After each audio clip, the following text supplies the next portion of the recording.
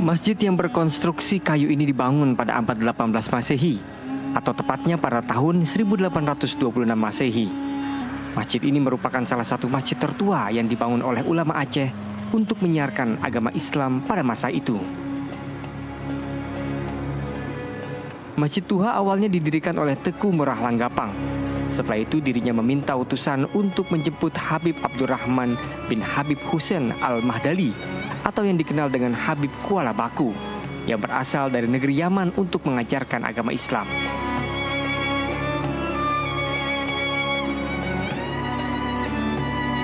Pada saat itu masjid merupakan tempat menempa semangat perjuangan melawan penjajahan Belanda.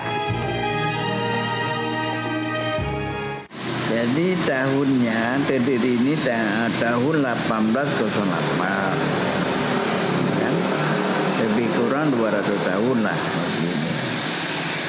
Kemudian yang dirikan ini itulah tukang yang bikin masjid raya dulu.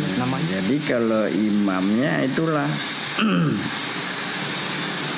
Said Habib Kuala Baku itu yang namanya asli Said Abdurrahman, Habib Abdurrahman. Selain itu, Masjid Tuha juga pernah dijadikan pusat pendidikan Islam pada masa itu. Masjid Tuha juga menjadi tombak awal penyebaran agama Islam di seluruh desa Kecamatan Ule Kareng. Masjid beratap tingkat 2 ini dan ditopang oleh 12 pilar kayu yang terukir beberapa ukiran kaligrafi kuno yang berisi doa kunut dan tanggal ayat Al-Quran dan kalimat syahadat. Sebelum dipugar, atap masjid terbuat dari anyaman rumbia, namun kini sudah diganti seng agar lebih kokoh pada cuaca buruk. Selain sudah ditetapkan sebagai cagar budaya, warga Ule Kareng tidak mengizinkan masjid ini direnovasi untuk menjaga keaslian sejarah masjid yang pertama ada di desa mereka.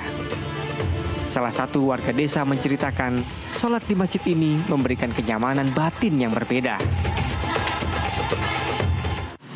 Kenyamanan sholatnya agak beda, perasaan batin. Ya. Tapi mungkin kok salat sama semua. Tempat kita salat mungkin karena ini punya sejarah masa lalu.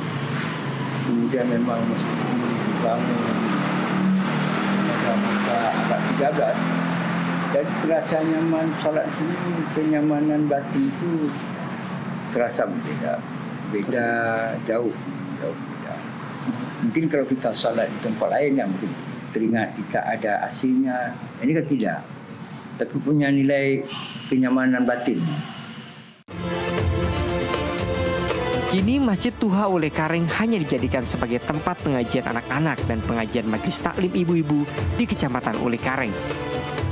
Di dalam komplek masjid terdapat makam kesultanan seperti makam Teku Murah dan anaknya, dan juga makam Hulu Balang pada masa itu. Dari Banda Aceh, Teguh Zulfan, jurnalis NTV melaporkan.